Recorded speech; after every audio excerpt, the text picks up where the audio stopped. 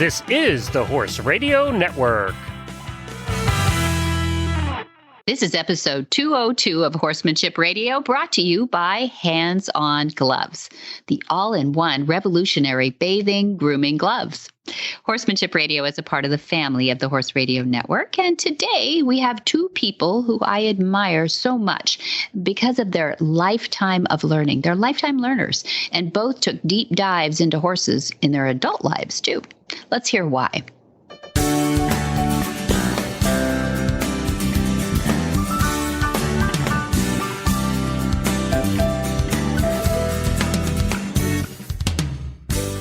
This is Debbie Laux, and you're listening to Horsemanship Radio. Thanks for joining us. Horsemanship Radio airs on the 1st and the 15th of the month, and I have my producer, George, with me today. Hi, George. Hey, Debbie. It's fun to have somebody all the way from Florida, but I'm with a J in the first part of the name, but it's not Jen. How are you? I'm doing fantastic. It's a pleasure to be here. Thanks so much for having me. You bet. I couldn't do it without you. And what city are you in Florida? I am in Hollywood, but do not get confused. It's not that kind of Hollywood. Okay, I know. I'm in California. What? Exactly, right? Florida's a very interesting place. That's definitely true. So today we're going to get into these a little bit. And this is where Jen usually says something about the listeners and what we were up to these days at Flag Is Up Farms. But I will fill in for her and say that there are a lot of great points that come out of these two interviews that we did. We had a great time with Suzanna Johnson, who is from Heart of Phoenix and is completely ensconced in horses, but she started it later in life. And you'll have to just listen closely to what she says about hooves, George. You will never in your life know more about hooves than after this interview.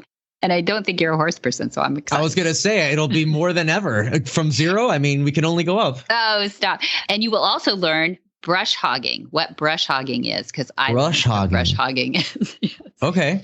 Yeah, don't even guess. So it's not brushing hogs. I'm going to know that moving forward. Okay. Good point. I didn't ask that question, but no, it's not. And then James Oliver is our second guest, too. And what a dear, sweet man he is. And his journey through life has led him to horses as well. And he comes from not a horsey background at all, but he is a therapist and a counselor now for drug abuse programs. And he found his way because of the qualities of horses through to us and now works here. So excited to talk to both of them and share them with the listeners, and we'll get started with that.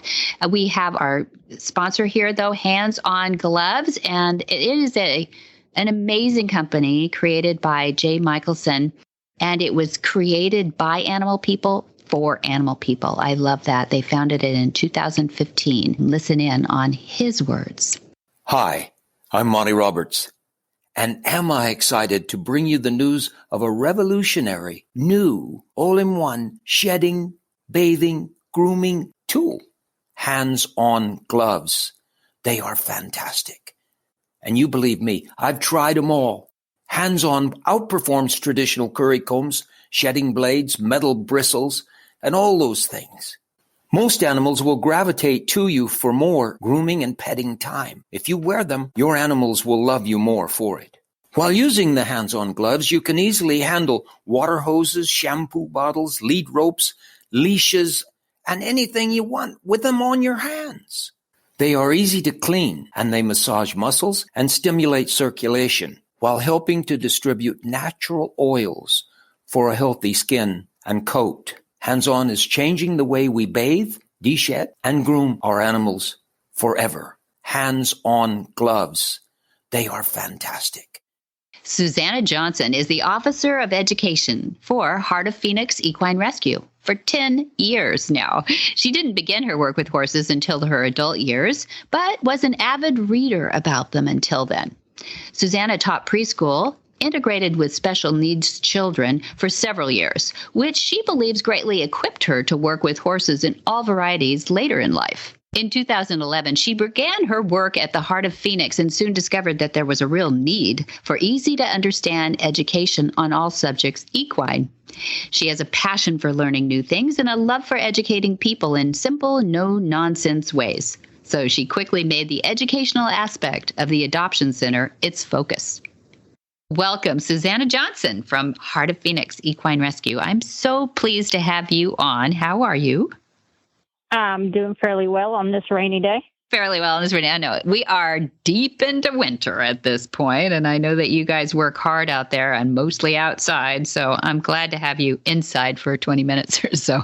We'll hear a little bit for you, but I kind of want you to forget that we have listeners. I'm going to forget we have listeners, and we're going to go back to that time when you and I sat in a restaurant in Solvang, California, in the dark of night, not too long ago, and had a really geeky good conversation about horses and all that you guys do, the amazing things you guys do at Heart of Phoenix. And where is it located so people have a perspective? We're outside of Huntington, West Virginia, over here on the East Coast in the Appalachian Mountains. Appalachia. And we had Adam Black. We had Adam Black on recently, who has done a lot of work with you guys there too. What did he win? He won the Appalachian Trainer Face-Off Professional Division 2 times in a row. Well, not in a row, but 2 times over the years that we've put it on. Mm-hmm. He won the first year, and he won this past year. Yeah. And he's an amazing guy. Came out here and interned and just had a lot of fun with them. But he got to see a lot of wild horses. And that's what I want to get into with you a little bit, too, is how do you go from not being raised up with horses? I think you even said your mom was afraid of horses. Is that right? She was, yeah, deathly afraid of them. So I got to interact with horses probably other than petting them over a fence. I think I got to ride maybe about, 10 times or less as a child. And then as I grew up, I had children, and my middle child loved horses. When she was 6, we gave her riding lessons for her birthday, and I worked at a barn to pay for those. And after I had worked there for a while, they were like, well, we'll just teach you to ride too. So I started riding when I was about 26. That's amazing. I mean, what a great way to get into it is seeing it from the barn side of it rather than the romantic Mustang on the hilltop that we hear about a lot too, and want to go after that because you saw from the practical side. But you had taught preschool and done some work with special needs kids and everything. Tell me why you think that equipped you to work with horses. Well, teaching preschool on a whole, even if they're what's quote normal children, is a lesson in patience. And diversity, because not all children learn the same way. And then when you mix in autistic and Down syndrome and developmental delays and all that, adds a whole new dimension to it. And you have to learn to not only maintain your patience and your composure, but kind of roll with the punches, think outside of the box. If something isn't working, how can you present it from a different way that might make more sense, connect more with that particular child's brain. So at one point I think I had 24 students in all, and 8 of mine were integrated special needs children. So it was quite an interesting classroom. That is busy. Yeah, that's hard work and patient work. Give us a tip on how do you keep your frustration down? You've got to be tired some days, and it's got to be frustrating to not know exactly how to help somebody. What do you do that maybe is something we can do with our horses as well? Is that fair? Well, I will tell you what I do with my horses when I get really frustrated or when I get scared, because if we admit it, we love horses and we're good at horses, and some of us are better at horses than others. But there are still times where you are really either very worried or very afraid of what's going on. And either you have to get out of there and regroup yourself, or you have to figure out how to regroup yourself in there. And what I do, and this is the most ridiculous thing ever, is I sing some stupid song at the top of my lungs, because you can't hold your breath and screw up your breathing when you're singing. That's perfect. At the top of your lungs, huh? Well, pretty loud. I'm not whispering it under my breath. I mean, the horse can hear it. There's been times where the horse has learned how to sing Mary Had a Little Lamb with me. Yeah. So, and that sounds funny, but that is a lot of times what I revert to is Mary Had a Little Lamb, because it's got a rhythm to it. It's got simple words. It engages preschool children, so it kind of engages maybe the horse brain, just the rhythm of it, not necessarily that they care that Mary had a little lamb. Right. Especially if that's one of those German warm bloods, they don't know anyway what we're talking about. Right. But I love that the focus of Heart at Phoenix really changed to educational. We said that in your introduction, that you've made that a front and center, and they're sort of known for it at Heart of Phoenix now too. What makes you like a student that is into that aspect that you feel like you need to share that with other people too? Well, I've always had a love for learning. I learned to read before I entered kindergarten, and I could read. By the time I was in kindergarten, I was reading on a third grade level. So I've always had a love for learning. And also, I had 3 parents who had Alzheimer's, and one of the ways that you can combat the onset of Alzheimer's is to keep feeding your brain with things that challenge you. Mm. So in addition to loving learning, I make it a point to do that to kind of help offset that genetic component of the Alzheimer's. But I just really have a passion for learning. And one of the things that we saw at Heart of Phoenix is that there were truly some cases where it was not intended to be abuse.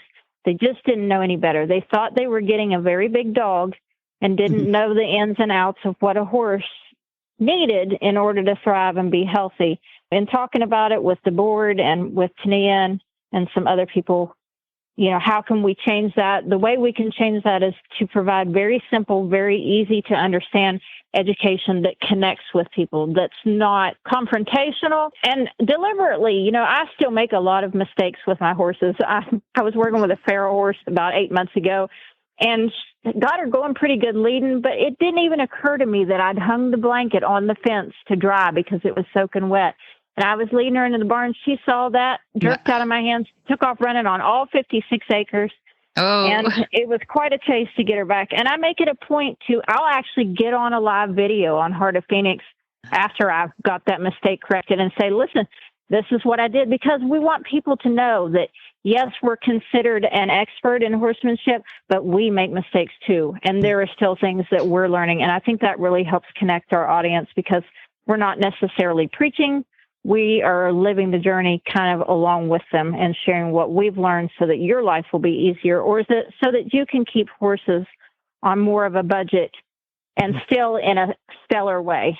This is what's important, I think, about people that get into horses later in life. I think in some ways you don't intuit things, so you have to think through them. It's like somebody who has a tougher time learning something thinks through or they make every mistake, and you think through the process more. So you actually have the reasons why you do things more than people who kind of grew up with horses. And I think really less inclined to make the same mistakes over and over again, like somebody who doesn't understand why a horse reacts to his own blanket hanging on the fence just like that and runs 56 acres in the other way. Yeah. But right, I think that was quite a chase. It's important. Yeah, I bet. It's good to hear in good shape.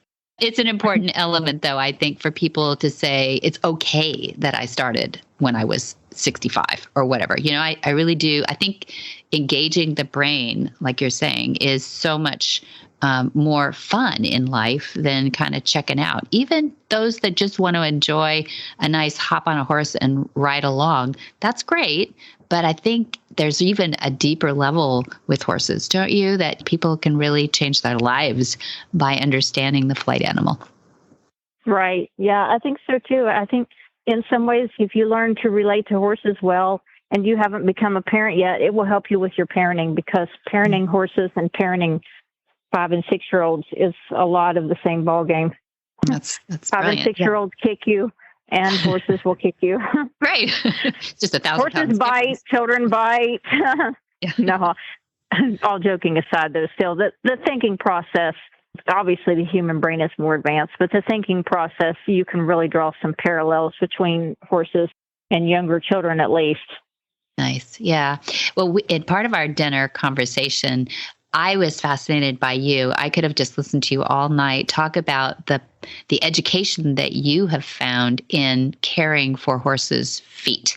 And I want to share some of that with listeners. If we can isolate on that a little bit for a minute, I could really geek out on this. Tell us, what's the arc that you took to really, why did you get into the feet so much? Why did you not understand it maybe? Or why did you think you better understand it better?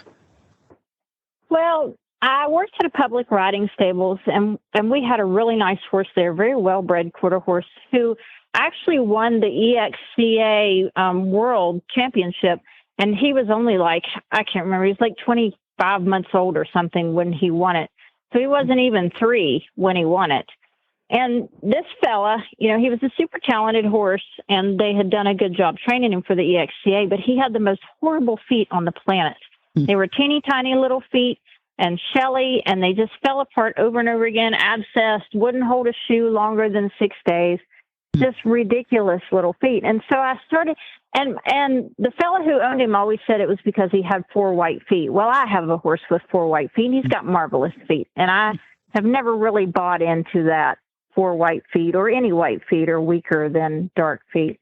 And so I started trying to figure out what I could do to help him. Kind of discovered that his omega-3s and his omega-6s were way out of balance for the ratio. And he was being fed on sweet feed with a lot of corn in it, and he had a lot of sensitivity to corn. He would break out in bug bites and things a lot more than the other horses. There were 50-some horses there, and he'd be covered in bug bites, and everybody else would have like 2. Oh, and so poor guy. I brought him to my house because he became unrideable. His feet were so bad. And I asked my boss, I said, can I take him home, kind of make a project out of him? Completely changed what I was feeding him, changed his environment. I grew his feet out 3 shoe sizes, and they stopped abscessing. You know, we went through this really horrible cycle, and I really learned a lot just in studying how to help his feet. And so after that, then I got a mare. Because I didn't start riding until I was 26, I'm a good rider. I'm a solid rider, you know, certainly not the level of you guys, but I'm a solid rider. But I don't have all the bravery that I think that you tend to have when you've grown up on horses. Mm-hmm. And so I only like to ride horses that make me feel safe. And so I stumbled on this mare, this 18-year-old Tennessee walking horse draft cross mare, who was the most steady-minded thing I'd ever met in my life, but she was so ugly. And I was able to buy her very cheaply because she was so ugly. And we had a good 18 months. We had every adventure that when you're a child you dream of. We swam in the river. We chased cows. We did it all. But after 18 months, she started tripping when she cantered. And then she kept on and off lame, on and off lame. And so I thought she was getting arthritis because she'd had a hard life, and I stopped riding her so hard. And then it got to be where I couldn't ride her at all. And finally, when we had her x-rayed, she had ring bone, terribly bad. And come to find out that the way that she'd been shod all of her life had left her predisposed to having ring bones. So that started me on the mechanical, the shape part of it being so important for maintaining a healthy horse into their 30s. Because now in the rescue, we see so much improper shoeing. You know, they have long toe, no heel syndrome everywhere out here. Yeah. Yeah, it's not uncommon, actually. In a rescue situation, I mean, what are you going to say? You're taking in the horse. So there's no judgment there. It's just that you've got to start. So what were you going to say in a rescue situation? Yeah. People don't know. They don't know that long toes and no heels is a bad thing. Right. They have hired the farrier, and the farrier is the expert, and this is the way the farrier does it. Or maybe they tried it themselves a little bit too. Some of that goes on. But yeah, no, and they're supposed to be the professionals. It's the same with trainers too. I know. It's tough. And that's your emphasis on education. Yeah. And if you're stuck out here in rural America, you only have the choices of 2 farriers. Yeah, maybe. Might be true. So what do you do at Heart of Phoenix? Do you guys bring in different farriers? Do you train up your farriers? How do you do that? Well, fortunately, at Heart of Phoenix, we've lucked into some talented farriers. Okay. And so we haven't had that much of a problem with it. Now, we're correcting the problems that we get in, and you know, we might see the long-term effects of that. We have horses that go into having ring bone after they've been adopted out 5 years. And of course, that's just the way it goes. But it's one of the reasons why the education on our Heart of Phoenix Facebook page and our blogs is important, because maybe we can get people to realize that's not what we're supposed to be doing. Yeah. Yeah. So so besides, I hear diet for sure, and then good farrier for sure. What else do you do? Do you keep them walking on any footing that helps out there? Do you keep them barefoot a lot, or do you try to put shoes on fronts maybe? Because you've got them in herds, I think, too, right? Yeah, we try really hard to keep them barefoot. Most of our thoroughbreds we're not able to do that with. And thoroughbreds are one of the things that really kind of fascinated me. They added to my studying about hooves, because it's invariably we get in a thoroughbred and it has terrible feet. And it's like, why do they all have terrible feet? And in the East, you have thoroughbreds out there in California, and I don't know how things are there, but in the East, the thoroughbreds, they're worth a lot of money. They're born in a foaling stall that's bedded very deeply with straw, and they're kept in for the first 2 weeks of their life. so that they stay safe and they can make sure they're nursing. And then they're turned out onto this beautiful grass field that has no rocks and no hills. And they don't get any of that concussion on the bottom of their little teeny tiny feet that helps them form a solid coffin bone and a nice heel structure. And then they have to start racing, and whatever age they start them training to race, they put shoes on them. And then oftentimes out here, they shoe them aerodynamically so that their foot will flip over 1/36th of a second faster. But that's necessarily a shape of a shoe that's healthy for a horse, and just all these factors. So that kind of fascinates me, that part of that. But here in the East, you said, let's geek out on hooves. I was geeking out on your bucking stock hooves that Adam was working with. Yeah. And really wanted to go to that ranch. Simon said, why do you want to go? I said, I want to see what they eat, and I want to see where they walk all the time, because they have beautiful feet. And it just goes along with what I've been studying about that guy. He gets them, they're born, and he turns them out on that big range. They go up and down those hills, and they have whatever rocks it is that you guys have in your soil. I don't know what it's called, but it sure was nice for feet. I was geeking out on your dirt. Yeah, it is rocky. It's, we're sort of in an arid climate, but we're not a desert. It's certainly not sandy, really, unless you get down into a stream bottom. But, I don't think it's probably that far off. If you can replicate this, I think is the point. You can get road base. You can get rock dust. You can put different kinds of environments. You could do a rock scatter so that they're picking up their feet and then laying it down in some, sort of rough, gravelly dirt combo or whatever. And that's some of the stuff I watch too. So somebody doesn't think, well, I have to have a hill in California in order to have good feet. And that's a grant that we're working on. We're working on a grant to start a track system at our rescue, because our rescue is beside of a river, and we have all this beautiful black dirt and West Virginia red clay. Yeah. But it's all mushy and squishy, and there's no substance to it. Even if you, not on the top, not if you get down a little bit, you have to bring stuff in. And so for a horse rescue, that's an astronomical expense. So it's one of the things that we're working on a grant for sure. But the thing about the raising the foals is, I think, one of the most important things for people to understand is, let the foal be born, make sure it's nursing, and then throw it outside and let it run, because that's the best thing you can do for the horse's feet. Because in the beginning, the hoof shape is what shapes the coffin bone. And then once the horse is 4 or 5, it's the coffin bone that shapes the hoof. So to grow a big, sturdy coffin bone, you've got to have movement and concussion and not living in a stall with a bunch of straw. Yep. I really do think that is 2.0 in horses and horsemanship these days. I think people are starting to get to that point. I'm so glad you're proponent of that, because you're as a rescue and a voice out there to the public, you're such an influencer for good horsemanship and good stabling and housing of horses, that the more you can do experimentally to see what's working and what's not working, at least in your region, the more people they'll be convicted, I think, to look to their own backyards maybe and where they're keeping their horses and see if we can house them a little bit differently. So keep on trucking on that. Keep on trying to educate us. And I'm so pleased and proud of what you and Heart of Phoenix have done. How long have you been there now? 10 plus years, I think we said, right? 10 plus years, yeah. Yeah, amazing. How do people find you? How do they get a hold of you, Suzanna? And how do they get a hold of Heart of Phoenix? Tell us where we should go.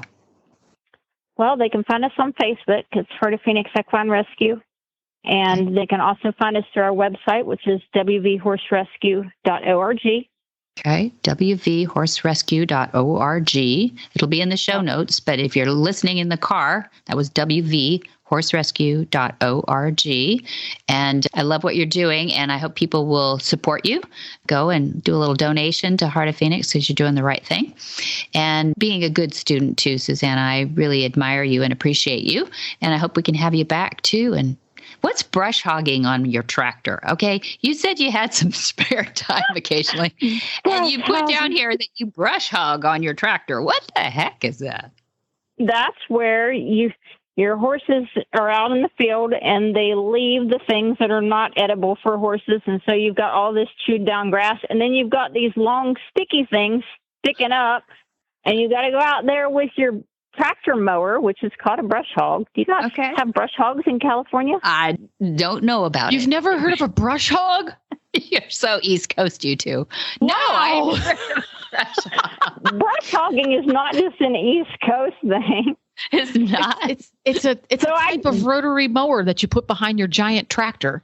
Uh-huh. Yeah, and you go and mow in rows or diagonals or however you want. I mow in squares when I get bored, whatever, and knock down the stuff that horses won't eat, because I won't keep my fields like weed free and all of that, because I think that Mother Nature designed some of those weeds for horses to eat. Like a horse that isn't feeling well, if there's a willow tree in a pasture, you'll notice them chewing on the willow tree all the time. That's why, because it's kind of like horse aspirin. So I won't get rid of all the weeds in my field. I let it be kind of natural. I mean, I lime it and do that kind of stuff. And so there are things out there that the horses really don't touch. You have to go knock it down, or you've got big things of ragweed growing in your field, or thistles or something. Right. Yeah. No, we do keep that all knocked down. It's called what? That's called bush hogging or brush hogging. It depends on who you talk to. See? Okay, I'm feeling regional already. Okay. There you go. You got sometime when you're on the East Coast visiting friends, you need to hop on a tractor and do yourself some brush hogging or bush hogging. It's therapeutic. You put on your headphones. Cathartic. Yeah. It's cathartic. There we go. Okay. I'm coming to see you. All right. I don't put on my headphones, though, because you hit a big rock and then you tear the gearbox out of your brush hog. You can't hear it when you're hitting a rock. Oh, you gotta have the right shear pin in there, or you're SOL. Yeah. Yeah. Thanks a lot, Suzanna. All right, Suzanna. Thanks again. Okay. Enjoyed talking to you. Let's talk about American Harvest. I spoke with the founder, John Paracha, this last week to share how well our transition horses are responding to his equine hemp pellets. That's what we've been feeding them while they're being trained for their next homes through adoption. Equine hemp utilizes their raw CBD technology and was designed by their veterinarian, Dr. Silver. They proudly utilize no chemical processing in the manufacturing of equine hemp, and it comes in 4-pound, 2-pound, and 1-pound packages. To get some for your horse today, go to ahihemp.com. That stands for American Harvest, so it's ahihemp.com. And you can sign up to receive 10% off on your first order while you're over there, too. James Oliver is an Army combat veteran and a counselor for the nonprofit Palmer Drug Abuse Program. James has a Bachelor of Science degree and a background in kinesiology, too. He is taking a step away from work with the at-risk youth right now in order to work with Thoroughbreds at Flags Up Farms. He's the new kid on the block in the racing barn and is doing a great job. James Oliver, I'm so glad to have you on our show. You've never been on Horsemanship Radio, right? That's correct. Thank you, Debbie. It's a pleasure to be here. My pleasure. And I was really excited to put you on this episode with another lady who also got into horses a little bit later in life. But I think this is just a conversation. So I'll start with a couple of questions that give a little background to our listeners about you. So you're unique to the horse industry, I think, and I believe that you will inspire some more people to follow your journey and maybe find new paths that lead people to work with horses. Do you feel like you're unique? I do. I got into horses when I was about 35 years old. Of course, I'm 43 now, and I got into horses through the Horse Sense and Healing Clinic back in 2015 that Monty facilitated. Yeah, great. And I'm so glad you're here. We've had a lot of fun learning horses together, learning the program together. Where did you grow up? And was it with horses? It was not. I grew up here in Southern California in the beautiful town of Thousand Oaks. And there's a couple horse properties in Thousand Oaks. And when I first heard about this program, I was kind of a jerk, fresh out of the Army, and had some strong opinions and a chip on my shoulder. A gentleman from Team Rubicon offered this program to me. And from my experience with horse people in Southern California, I was a little turned off. My experience with them was that they're very focused on horses. And if you weren't interested in horses, they really didn't want much to do with your existence. So it was after the second time Monty's program was suggested to me that I decided to take up the offer and realized it was so much more than riding and some of the more simple things we do with the horses. Yeah. Well, that's true. I don't think anybody would argue with the fact that horse owners can be argumentative, but we're very opinionated. And I guess we think our way is the only way. I love what Dad said, if you show me a different way, though, it'll be my way tomorrow. And I think that quality in him is that he's a lifetime learner. And I think you also have that quality that continues to create different paths for you and different journeys for you. What are the qualities of horses that brought you to them or that you most appreciate? Well, oh boy, that's a big one. Besides their beauty and their patience and their physique, they're incredible. What the philosophy and psychology really taught me was I learned about pressure. The horses as flight animals are so sensitive to all kinds of pressures, and it's important for them to be that way so they can get away from threats and threat assessment and all that stuff. So they're so in tune with our breathing and our adrenaline and our heart rate. So I learned my impact on the horse in the round pen and how sensitive they could be to this pressure. After that clinic in 2015, I realized how I could apply that to my own life. And I started to see how much a jerk I was to myself, the pressure I would put on myself and the pressure I would put on other people and unrealistic expectations of perfectionism and all of this. So it really changed my trajectory in my life. That's when I started to pursue a job in counseling. I got an entry-level position in Westlake, California, working with adolescents.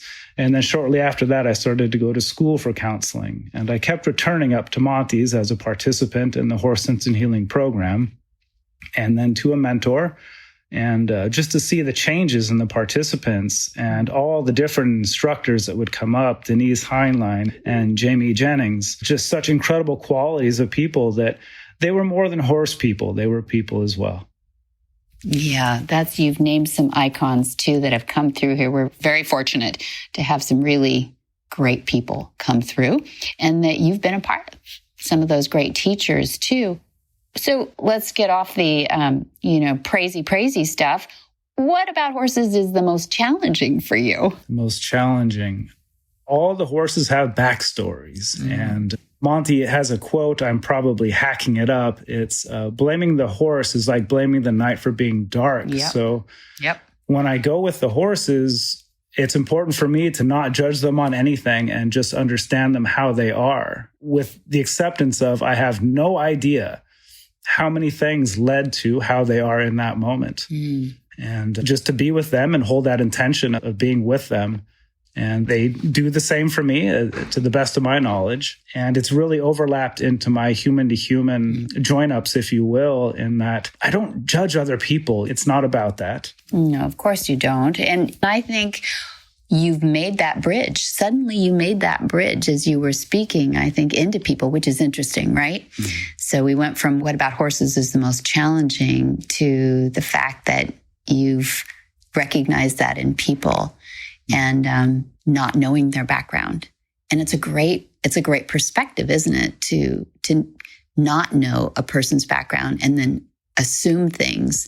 And then when they maybe act out of an assumptive character and they jump outside that and they're different, we can sort of empathize with them, I think, more if we treat horses that way. If we look at horses as like, I don't know what happened to them.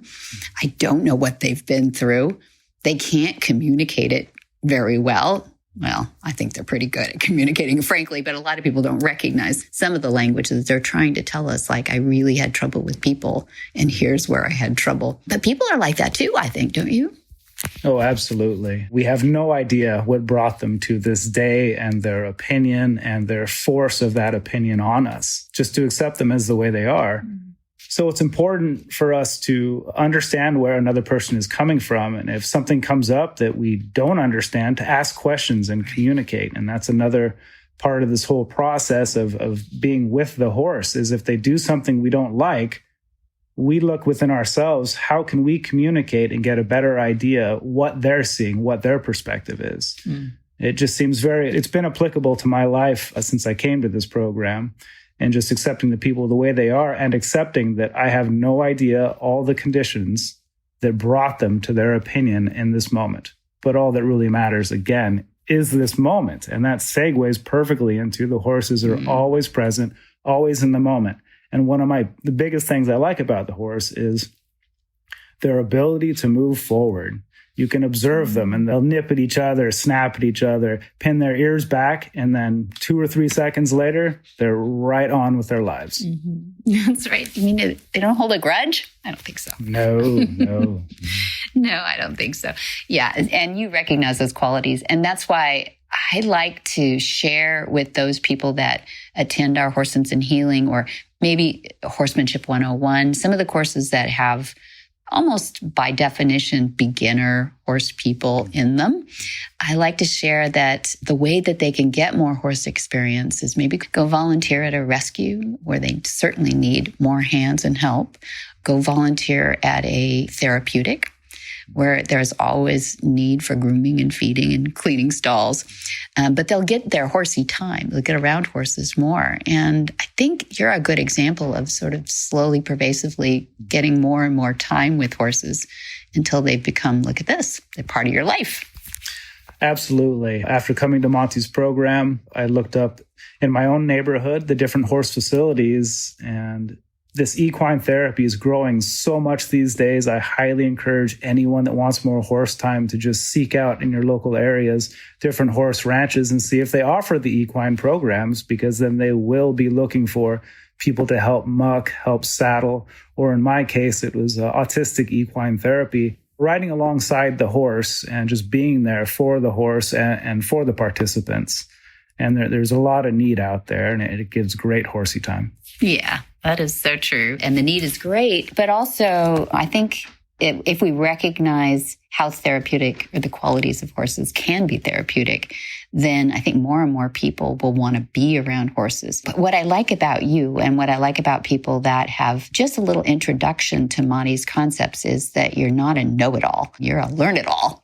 And how far do you feel like you've gone on that spectrum? Do you got like miles to go, or do you feel like you're getting pretty into it? I feel like I have miles to go, and I'm getting into it. I like to say that I'll be a student for the rest of my life. I'm mentored by Monty, but I'm also mentored by a 5-year-old kid who just reminds me of the wisdom and the beauty and the enthusiasm we can carry on throughout our day. So I'm excited to continue to learn. I also just feel like I have an incredible base in the psychology and philosophy of the flight animal, because we all have some of that flight animal in us. We've all been children. We've all been afraid.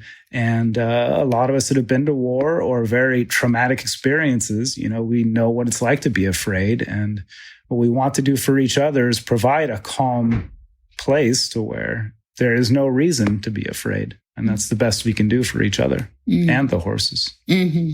Very good. Do you believe that other veterans not only prosper by this, but do you think that it's a good thing that veterans seek this out? Or is it tough for a veteran to say, I've been through war and I don't quite understand why horses do that? You want to speak to them a little bit? Oh, yeah. Once again, this program is so much more than, we don't ride the horses. It's really, we supply tools to anyone, veteran, first responder, at-risk youth. We supply tools, and it's almost kind of a spiritual thing, because these tools go within the individual, and the individual realizes where they can use these tools. Our programs are not a bunch of heavy processing. We give tools, and then the participants will realize where they can use the tools in their own life. And that's part of why I just keep coming back, is to see the changes in people's lives. It's just so foundational. And the beautiful thing is it's all intrinsic. It happens inside of them without our force. Just like we don't want to force the horse to do something. We don't want to force somebody into healing, because ultimately it happens on the inside. That's great. You do have some training and some background in motivational interviewing. And if people want to look that up, they can get a little more foundation on it. But why did you train up in motivational interviewing? What was your impetus? Just very blessed with the way everything worked out. I was in school for counseling, and it was an entire semester on motivational interviewing, and it just clicked in my head. I was like, oh my gosh, this is what Monty is doing with the horses, in the sense of, if I'm working with an adolescent, I tell them, I'm like, you are the driver of the car. I'm the passenger. It would be dangerous for me to grab that steering wheel, and you have enough people telling you what to do. I bet that resonates. Yeah, as you mentioned, you work with horses mostly from the ground. So do you imagine that you might learn to ride, or are you intrigued more with just the equine behavior training? Definitely intrigued by the training. They learn so quick, and they're so patient with us and gentle. Every movement they do, it's beautiful to watch. But I do see myself learning to ride. I could do some name drops, but I will withhold from that. We have some local people in the area that would be interested in helping me learn. I feel like I have a great foundation philosophically and psychologically to make a good connection with the horses. Yeah, great. So you can imagine what join up looks like in the saddle, huh? Absolutely. Well, thanks for being with us. I'm glad to have introduced you to the listeners, and I think we'd love to follow your story too. Is there anything else that you wanted to add? Thank you so much for having me and everything your family has done. And it's beautiful to be a part of it. And it is my mission as well to not make the world a better place, but to leave it a better place for horses and for each other during this unique time. You already are. Thank you, James. Well, welcome. We have Monty Roberts back. Hi, Dad. Hello. How you doing? Good. I'm getting excited here at Flag Us Up because as we speak on this date, we're early in March yet, we are preparing a portion of the farm to be transformed, I think would be the word, from a 1D area that's beautifully, natural and feeds the deer and is a pretty quiet area of the farm. It's going to be transformed into a mountain trail experience, and the deer can still be there. But so I wanted to have you on to talk a little bit about trail. Why trail? What's the history of trail? And how it engages so many different disciplines and horses in different ways. Yeah, that'll be fun for me. I've had a thought I've only known for a couple of hours or so that I was going to do this, but my brain has just been ticking away because the more I think about it, the more interesting it becomes. And I certainly wouldn't be talking about this if it caused my precious deer to be disengaged from their property in any way, and it doesn't. But I would like to take you back to 1941 when Pearl Harbor was bombed. We were in the Second World War, and the horse shows took on a very different personality.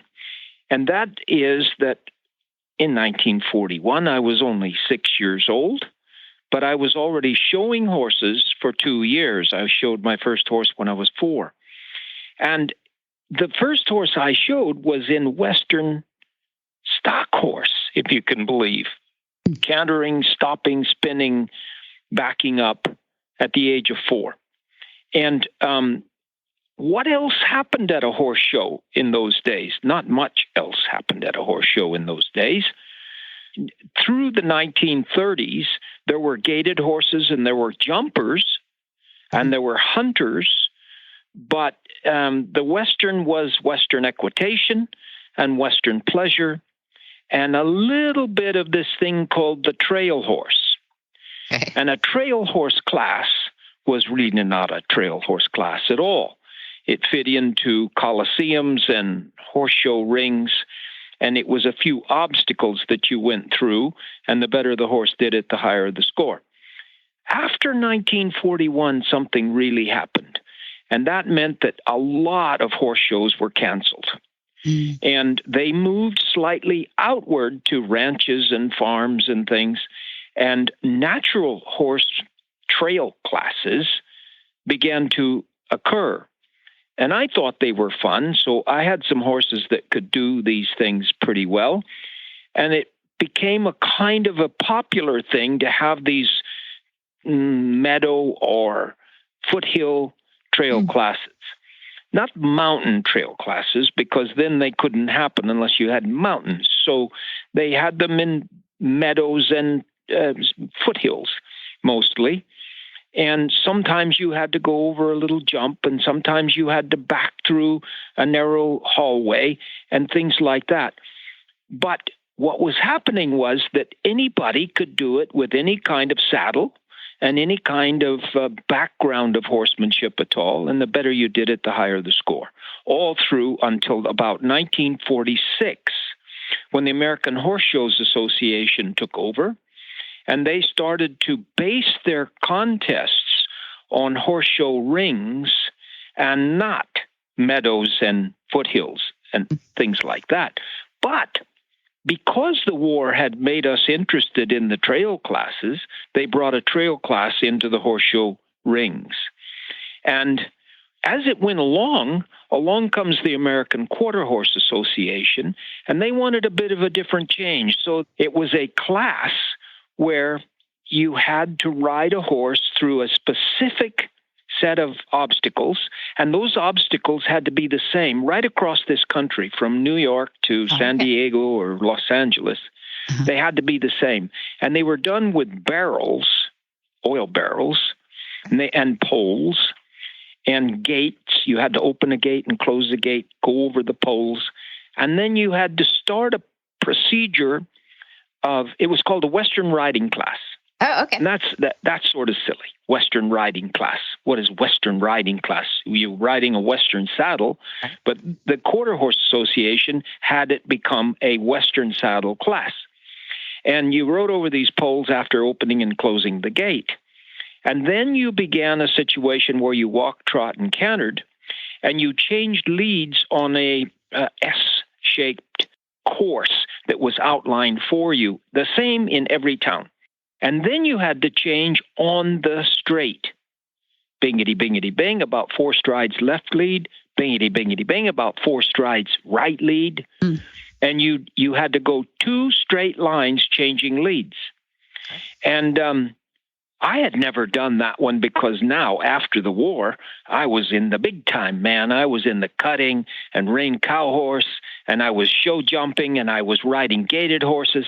And it was, the Western riding class was for ladies and gentlemen of a certain age, and they went in a very demure way through this already outlined course. And then it began to change. About in 1966 or 67, I heard about the mountain trail course.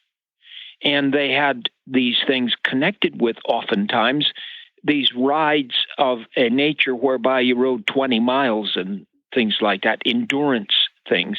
And at the end of it, they had a mountain trail course. And people of a certain mentality started to think up things to do with mountain trail courses. And these became very intricate. I mean, you had to go across swinging bridges. You had to back over things. You had to walk through water. You had to do all sorts of things. And they didn't stay the same. They started putting them in areas, not coliseums and horse show rings, but in areas that were more commensurate with the foothills or the mountains, in fact, almost like mountain cliffs and stuff that they would build. And now Debbie, my daughter, who is on this line, got interested in that. Why? Because there were a lot of people that wanted to do this. And the lady of a certain age and the gentleman of the certain age could get interested in this. And with a little effort, they could train their horse to do these crazy things as well as the, consummate trainer could do. And that became exciting to a lot of people. And so the entries began to climb and climb and climb in numbers. And now all over the United States, the mountain trail courses are becoming very popular. And along comes my daughter and says, I want one in the infield of your racetrack. And they only cost a couple of $100,000 to build. Whatever. They are very, very involved. And they do have different elevations. They have different requests that you make of a horse. And they are not consistent in that they are the exact same thing in Denver as they are in Los Angeles or Dallas, Texas. They have variations. And some of these guys that have started to make these are very intelligent people who've come up with the wildest ideas. And then you say, well, a horse can't even do that. And danged if they don't show up at 65 years of age and just, ride like a pleasure rider would, but their horse has been trained by them to do these things, and they go very quietly and they think their way through. Oh, horses aren't that intelligent. Get a hold of yourself. The intelligence of these horses is just unbelievable, how they will settle down step by step and go through these things. It's very intriguing. And for someone that won 11 world championships in these other events that are so popular and so important, looks in awe at the mountain trail classes.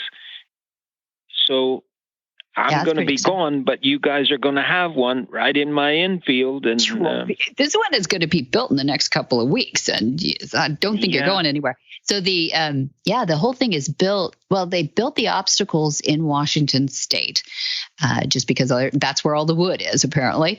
But those were shipped down, and they're in the infield right now. But here's what we're bringing in: logs and rocks and a lake. We have a liner and gravel and all these things. So we are literally bringing the mountain to the infield. But it's, I think the transformation that's pretty cool for the horses is that each element or each obstacle has its levels. And a good trainer is going to help that horse in hand. Maybe we start in hand for those transition horses that are 2, 3, 4 off the track. We're also going to have then the elementary approach to the obstacle. Maybe it's a suspension bridge that you get your horse, hopefully, cause to want to cross the suspension bridge. But then there's the more advanced levels as your horse relaxes or as they train you to understand the obstacles better. Then there is stop at the middle of the suspension bridge, do a 360 and keep on going, or do a 180 and go back the other way. There's different levels. Go off the side. I'm not sure about that one, but there's these different levels, and that way the competitions that we're going to have here, which will be really fun, will have the different levels, the different age groups, the different variety of horses, the different saddles. I don't care what saddle they have. Do you? I don't care at all. And I saw videos of a guy that was, I'm sure, very competent, ride halfway across the suspension bridge forward and then stop and reverse the horse over the same part of the extension bridge that he just traveled in a forward motion. Unbelievable. Nobody would believe that a horse could do that. But this horse did, and he would look back. You could see him looking back to place his foot in the right place. It's quite extraordinary, really. What do you think makes the difference? Did he just find the most unique unicorn horse out there, or did he train for that? And what do you think made the difference? Well, I think the guy made the difference, but I do think that he found a horse that was up to that and had the kind of thinking mind that a horse would require to do it. Just like any other event, really, you find the best horse, you win the most championships. And this doesn't have to be competitive. It really doesn't. It can be so much fun to just watch your horse learn and do these things just for your own pleasure, not necessarily a competitive thing. Right. What do you think about the in-hand? Were they back in 1941 when they started? Did they imagine the in-hand? No, never thought about it at all. The only thing they did in hand then was to single line lunge, which was destructive to horses.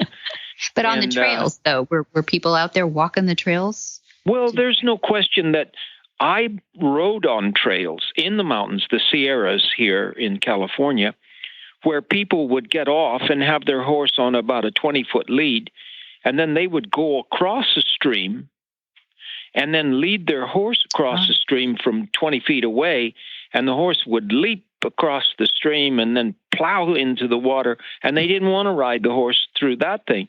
So, but today you would stop and maybe lead them over and then lead them again until they placed one foot down and pretty soon relaxed and walked across it. And then you could get on and ride them across. So it evolves into an educational process whereby the horse understands what they're to do. And I tell you that the horses come a lot closer to what dogs can learn.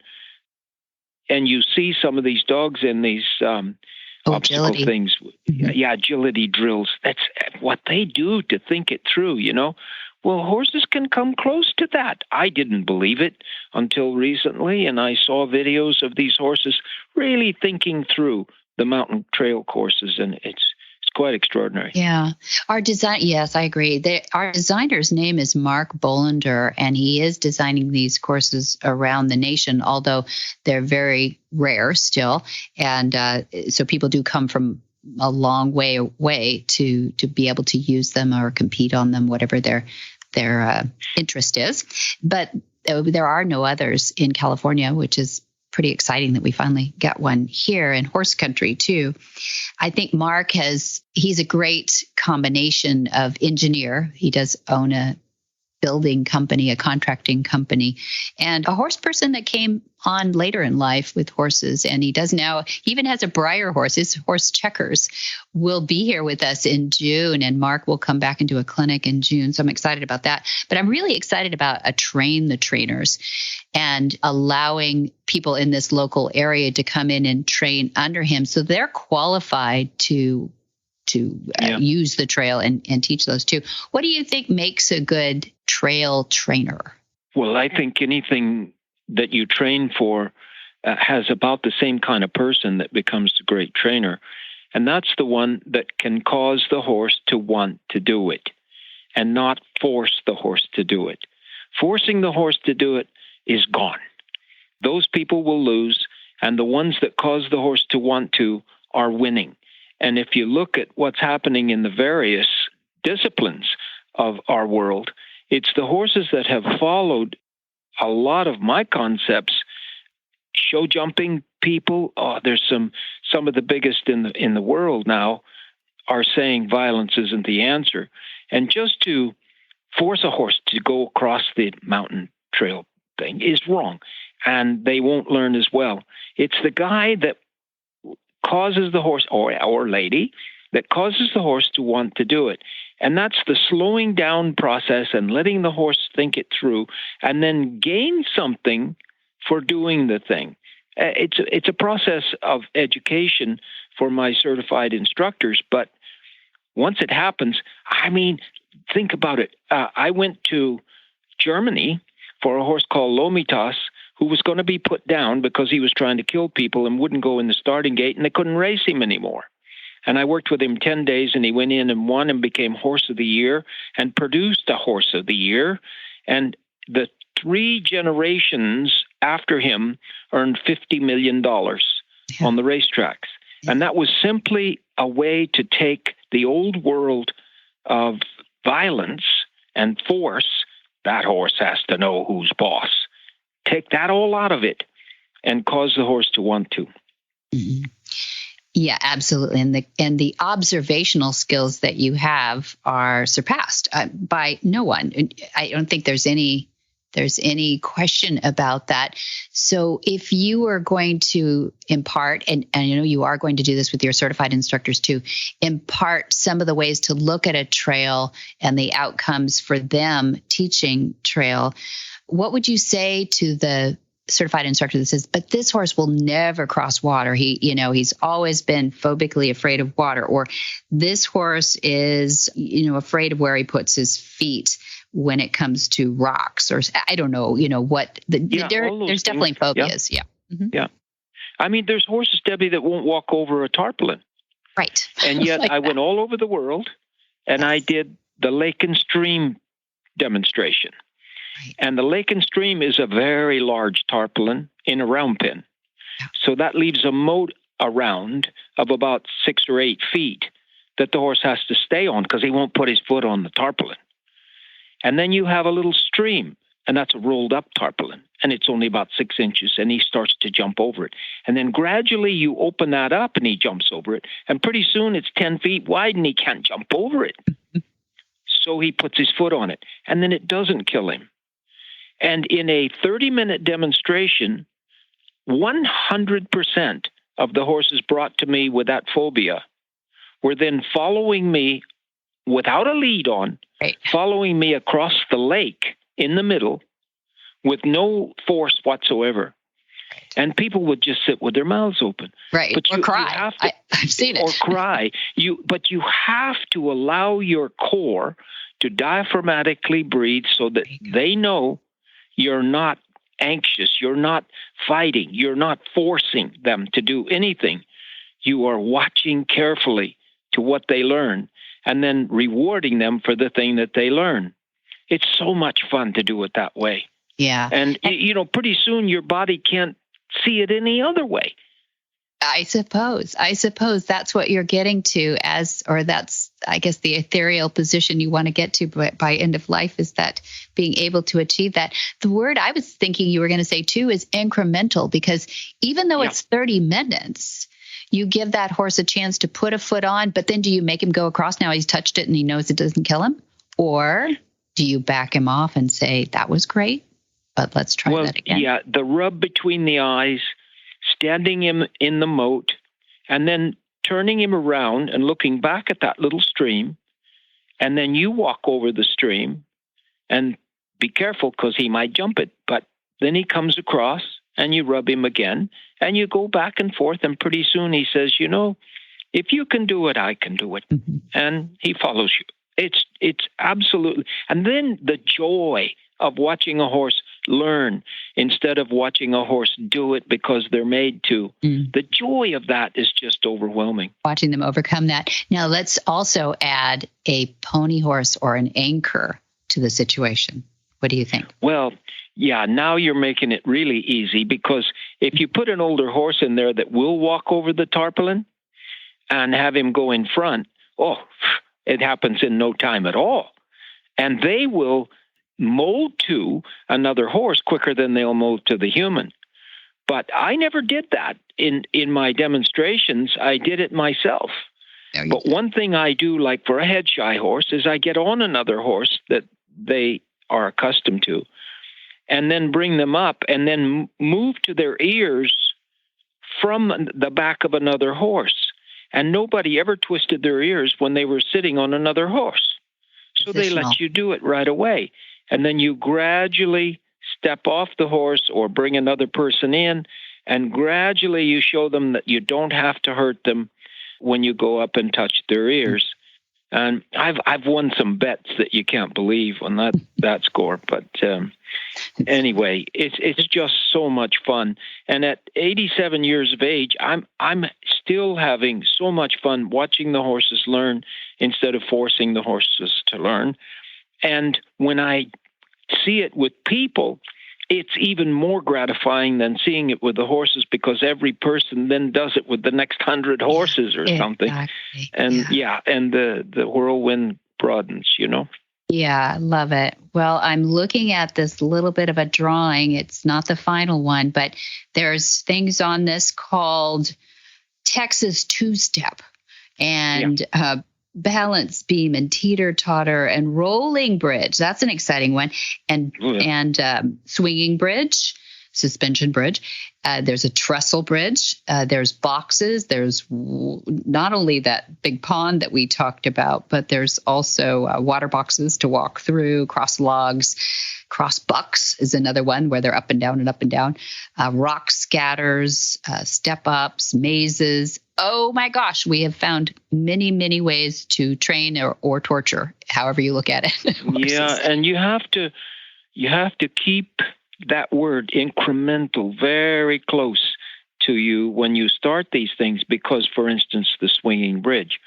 I've watched him go across the bridge on a video that was absolutely swinging like you can't believe. And the horse was just waiting until it stopped and then take another step and then wait till it stops, take another step. And that didn't happen overnight, and it didn't happen without the bridge only moving a little bit at first, and then a little more and a little more and a little more. It's absolutely incredible what incremental training will do for you. And a lot of people who are traditional in their thoughts will say, well, I don't have time for all of that. So they'll take 6 months to get a horse to do it. And in 6 minutes, you might get the horse to do it when you do it incrementally.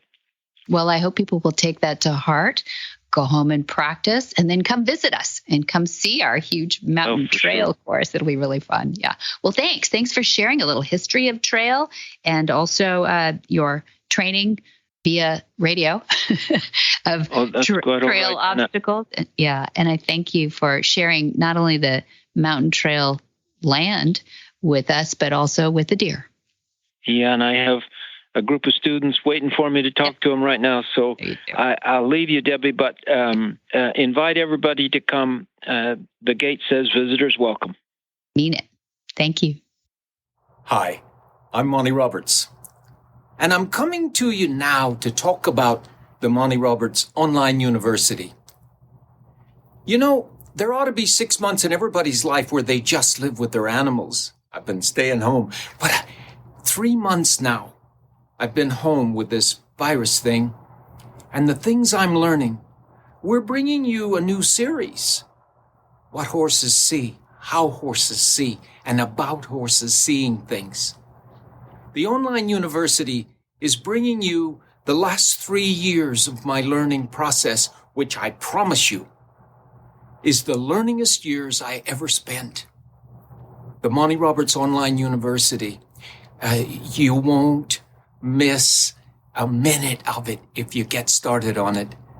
I love bringing it to you, and it's my shot to take my concepts to the next generation. Monty is looking forward to meeting some new friends, two-legged and four-legged. In March, we have March 22 through 24. There's an introductory course, Module 3. That's on long lining, and it's with 2 lines, of course. And in March 29 through 31, we have our introductory course, Module 4. And there'll be some people preparing for the intro exams then. So join us with that if you've taken the other 3 modules ahead of that. April, we have 4 through 8. We have intro exams. Those are all those people rounded up that have taken 1, 2, and 3, and possibly 4. So the introductory exams are April 4 through 8. Then we have a popular April 9th Horsemanship 101. Then April 22 through 24, we have another Horse Sense and Healing, one of 6 that we have all year. So if you have veterans or anybody with post-traumatic stress that has been in a service industry, veterans, fire, police, EMTs, trauma nurses, all that are invited to look us up for the Horse Sense and Healing, April 22 through 24. Then April 25 through 29, we have our Gentling Wild Horse course, 5 days of fun. It's really exciting back in our Gentling Wild Horse facility. And then in May, a little farther out here now, we have our exams coming up, and we will have Denise Heinlein back from Germany, assuming that they let her out of the country these days with COVID. But May 2 through 13 are the advanced exams, and you know who you are eligible for that. And May 16 through June 3rd are the advanced courses. And those are the people that are ready for the advanced courses and have passed the intro exams and invited to the advanced course. Then June, this is long-term planners, June 17 through 19. I'm so excited for the movement. This is our 5th annual, the 17, 18, 19 of June. We'll have our movement 2022. And it is composed of 2 days of wonderful horsemanship, plus a 3rd day of, wait for it, this is the first time we've had this, the 3rd day of private sessions with our renowned experts across all subjects. And you'll have to go to that website, go to montyroberts.com and click on the tab at the top that says movement. And you will find out all about our event and who is coming. And here's a hint. There's a lot of HRN, that's Horse Radio Network, hosts that will be there. In fact, it's pretty much a host meetup, but they're all experts, as you know, and we'll be announcing all of those on that page. So if you want to go there right now, go to montyroberts.com and movement /movement and click on the tab. For details about today's show, go to www.horsemanshipradio.com, where you can find links, photos, and more information about our guests. As always, we love your feedback. Please follow us on Facebook under www.facebook.com/Monty Roberts, Twitter at www.twitter.com/Monty Roberts, and Instagram.com/Monty_Roberts. Oh my gosh, I'm in awe of your radio voice. That was so fun. Oh, you're too kind. I went too far. My apologies. You almost stepped on my lines. You were having so much fun, didn't you? Okay. I was.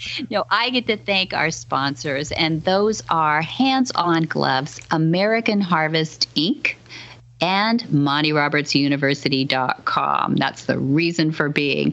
Be sure to visit all the other great shows on the Horse Radio Network, too, at www.horseradionetwork.com. Until next time, have many happy horse hours.